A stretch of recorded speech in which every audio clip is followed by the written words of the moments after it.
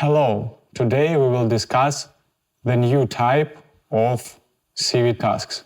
We will talk about object detection tasks. So, in the last lecture, we were talking about convolutional neural networks and we applied them for solving classification problems. And now we want not only to answer the question, is there an object in a picture? We want to localize it. We want to predict coordinates of every object in our picture. There are two types of detection models. The first one, classification plus localization models, they allow us to predict only one object in a picture. And the second type is object detection problem. Here we can detect multiple objects in our picture. As output of these models, we get a one prediction or a set of predictions. If the model is classification plus localization model, the output is only one prediction. And if we are working with object detection models, the output is a set of predictions. Every prediction consists of 5 numbers. First 4 numbers describe the coordinates of an object in a picture. And the last one, the 5th number, describe the object class. The main goal is to localize the object and calculate the probability of the belonging to a certain class. For this class of tasks, we use special datasets. In these datasets, we have pictures and pictures descriptions. Picture descriptions are called labels. Every label contains a set of predictions or a one prediction. And every prediction consists of 5 numbers, as I have already said. For multi-class object detections, we use, for example, Pascal-Vogt dataset and COCO dataset. If we want to detect objects of different classes, we can use multi-class datasets. For example, Vogt dataset or COCO dataset. And if we want to detect the objects of only one class, we can use the datasets where only one class is presented. For example, datasets of faces, datasets of cars, datasets of pedestrians, and etc. Of course, we need to qualify our model. We need to use some metrics for this. There are intersection over union metric, precision metric, recall metric, and average precision metric. Let's talk about them. Intersection over union. Let's imagine you have 2 bounding boxes. The first bounding box is bounding box that our model has detected. The second bounding box is ground truth bounding box. Let's calculate the intersection of these bounding boxes and divide it by the union of these bounding boxes. This is the way how we can get the intersection over union metric, and it returns values from 0 to 1. We can look at examples and understand that the more the IOU metric is, the more great our prediction is. Let's look, for example, at IOU equal to 0.5. Here, 2 bounding boxes are far from each other. And if we will look into the example with IOU that is equal to 0.9, 2 bounding boxes are really close to each other. They are similar, and it says us that the model prediction is successful. Let's talk about precision and recall. We have already defined these metrics in the last lecture. We need 3 numbers for defining it: true positive, true negative, and false negative. But how we can distinguish, for example, true positive and true negative? For this task, we can take IOU threshold. So, for example, if IOU between the predicted bounding box and ground truth bounding box is higher than 0.5, we can say that this predicted bounding box is true positive. In opposite case, our predicted bounding box will be true negative. Let's recall the formulas of precision and recall metrics. Precision metric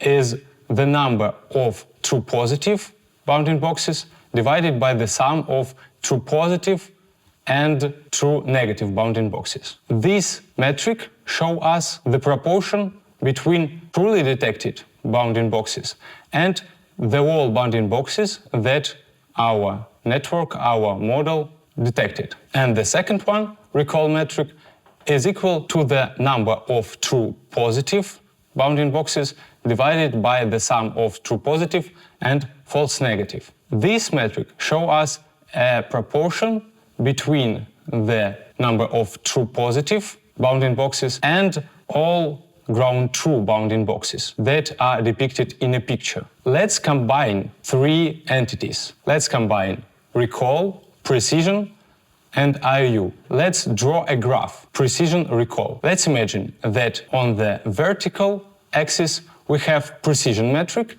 and on the horizontal axis we have intersection over union metric. We will get the graph, the dependency that describes how precision and IOU are connected. If the IOU is near 0, the precision will be near 1, because all bounding boxes that our model has detected will be true positive. And now let's imagine that in the vertical axis we have intersection over union metric, and in the horizontal axis we have recall metric. The situation will be similar to the previous one. So this is the way we can get the precision recall curl, and it is really powerful tool for identify the quality of our model. What's more, using this tool we can create the AP metric,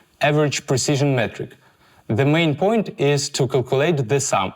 Every element of the sum is the maximum precision for recalls that are more than threshold recalls. We define recall thresholds from 0 to 1 with step equal to 0.1. Every recall threshold value, we want to get the maximum precision for recalls that are greater than this recall threshold. Also, it helps us to estimate our model more accurate. Let's recall to the previous lections. There we use convolutional neural network for solving the classification problems, and how we can apply this knowledge to the object detection problem. Let's, for example, apply our convolutional neural network for different parts of our picture. The way we can do it, we can apply a sliding window. In this picture, you can look how it works. We will move our sliding window, and the area that is inside this sliding window will be our bounding box. And this bounding box will be sent to our convolutional neural network, which will calculate the probability of belonging to a certain class. In this example, we use class of cats. We can repeat this process through the whole areas of the size of sliding window in a picture, and it can help us to solve the object detections problem. But there are some drawbacks of this method. For example, objects that are depicted in a picture may be of different sizes. That's why we need to apply sliding windows of different sizes. Or we can, for example, vary the picture size. We can apply one sliding window to a picture in different scales. What's more, we know that different objects have different shapes, and that's why we need to vary aspect ratio of our sliding window. Here you can see why we do it and how we do it. There are some problems, of course. Let's repeat. Different sizes of objects, different aspect ratio of objects. What's more, objects in a picture may be depicted close to each other. They may overlap each other, and it makes it hard to detect them successfully. What's more, one object in a picture can be detected multiple times. For example, if the step of our sliding window is small. Let's talk about how we can deal with the problem of multiple responses. Let's imagine we have two bounding boxes, and if they are really close to each other, the intersection over union matrix between them is really high. Let's make EOU threshold. If the value of intersection over union metric is bigger than this certain threshold, we will assume that these two objects are only one object that is detected more than one time. Then we just need to select the most suitable one between them. We can do it because in our predictions we have the number that identify the probability that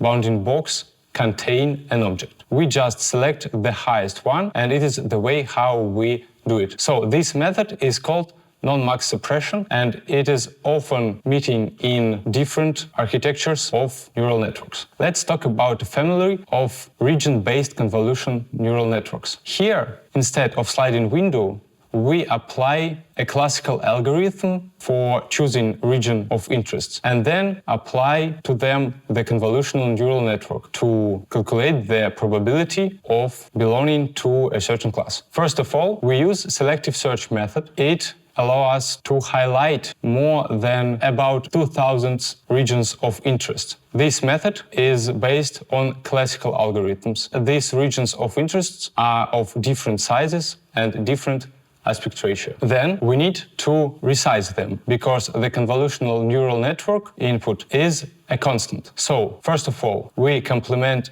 every region of interest to the smallest enclosing square, then convert its size to 227 by 227 because our convolutional net input size is 227 by 227. After this resizing, we can send our region of interest into convolutional neural network. Worth noting that here every region of interest is sent to the convolutional neural network in turn. In our CNN model, the authors used a convolutional neural network that was pre-trained on image dataset. As we know, image dataset contain about 1,000 classes. That's why the output size of this network was 1,000. We need to fine-tune our output size of this model. For example, we need to adjust it for 20 outputs or 200 outputs. And they were doing it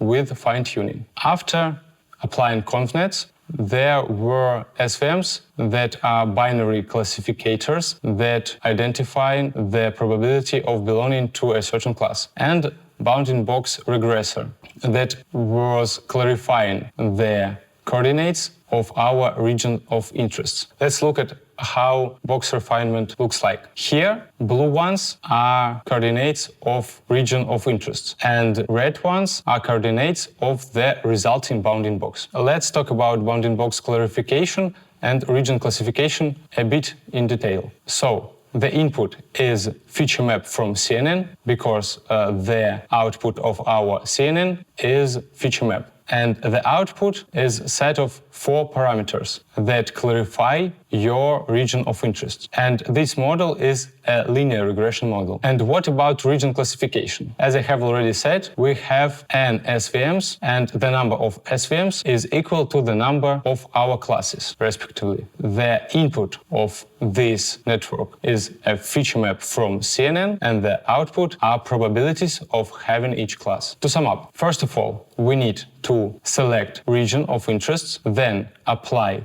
convolutional network to extract features. Then we need to go through SVMs to calculate the probability of belonging to each class, and we need to go through bounding box regressor to clarify our coordinates of bounding boxes. There are some drawbacks of this model. First of all, selective search is really time-consuming algorithm. What's more, we apply our convolutional neural network to each region of interest separately. It is really time-consuming too. We need to scale our size of region of interest, and the training process is really hard because every component of this architecture is trained separately. To avoid these drawbacks, the authors introduced the second version of this family of methods. It was called faster CNN. There, the convolutional neural network was applied to the whole picture. Only after that, it was connected with region of interest. After this process, we just need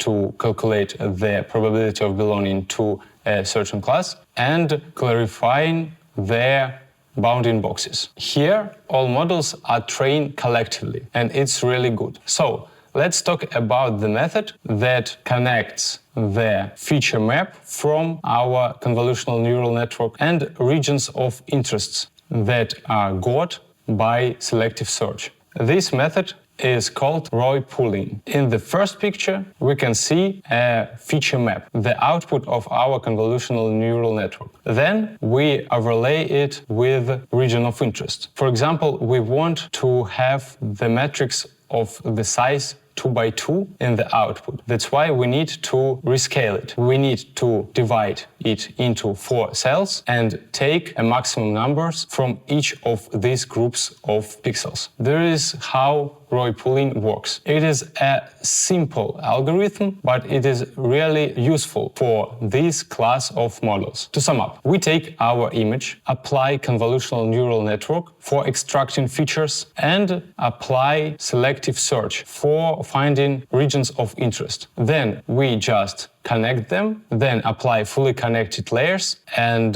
then apply fully connected layers of our classificator that calculates the probability of belonging to a certain class and calculate the clarification of our resulting bounding boxes. Let's look at benchmarks, the time that is required for trained and the inference time. For RCNN, it takes about 49 seconds to make predictions, while for fast RCNN, it takes only 2 seconds to do it. You can see that faster CNN is much more faster. What's more, we can see that if we exclude region proposals finding process, our selective search, we will get the test time equal to 0.32. That's why in the next version, authors avoided applying a selective search. They introduced RPN, Region Proposal Network. So it was a network that predicts the probable region of interest instead of selective search. It is a neural network that is a binary classificator. And what's more, it is able to regress the bounding box locations. So it is able to predict the coordinates of bounding box that will be clarified by the last layers in faster RCNN. Here, anchor boxes were used. These entities helps to detect region of interest of different sizes and different aspect ratio. You can see it in the picture. You should remember them because they will be really suitable, they will be used in future models. To sum up, faster CNN, how does it work? We apply convolutional neural network to our raw picture and extracts features. So after this convolutional neural network, we get resulting feature map. Then we apply our RPN for selecting region of interests and combine it with our convolutional neural network. To sum up, we apply our convolutional neural network to a raw picture. Then we get a feature map, the resulting feature map of this CNN. Then we apply RPN, Region Proposals Network, for finding our regions of interests and then combining it with resulting feature map. After this process, we just need to calculate the probability of belonging to each class and numbers for clarifying our resulting bounding boxes. What's more, the training process in faster RCNN is really easier than in the previous versions. Here, we are training the network with 4 outputs. 2 outputs of RPN and 2 outputs of the final classificator and bounding box regression. Let's look at another type of object detection model. Here we will talk about YOLO, you only look once. Here only convolutional neural network is applied to our pictures. And that's why this model really faster than RCNN family's models. Let's talk about YOLO steps. First of all, we divide in our picture into cells. We overlap grid with size S by S. In our example, S is equal to 3. Then we making predictions in each cell, and the number of predictions in each cell is a constant. It is a B. In this example, B is equal to 2. That's why in every cell we try to predict 2 bounding boxes. Then we just sort them by the probability that the bounding box contain the object and get the answer. Here we detected the cat with model's confidence equal to 0.92. So what YOLO predictions are? Let's take one cell, for example, the center one, and take only one bounding box. So we make number B equal to 1. And bounding box here is defined by 4 numbers, as I have already said. First 2 numbers describe the center of bounding box. And the next 2 numbers and next 2 numbers define the width and height of this bounding box. What's more, of course, we have the probability of bounding box containing an object and C1 and C sub 2 that are probabilities of belonging to a certain class. This is how it works with only one bounding boxes per cell. And what about the example with B equal to 2? Here the output vector, the vector y, will be, looks like this one. The information about first predicted bounded box, the information about second prediction bounded box, and the probability of belonging to a certain class. As the output of YOLO, we get the 3-dimensional tensor with sizes S by S by 5B plus C. And that's how YOLO works. As the input, we have, for example, 3 pictures, because we are using 3 channels pictures. After applying YOLO, after applying this convolutional neural network, we get the 3-dimensional tensor, as I have already said. That's all I wanted to say. Thank you for your attention. Goodbye.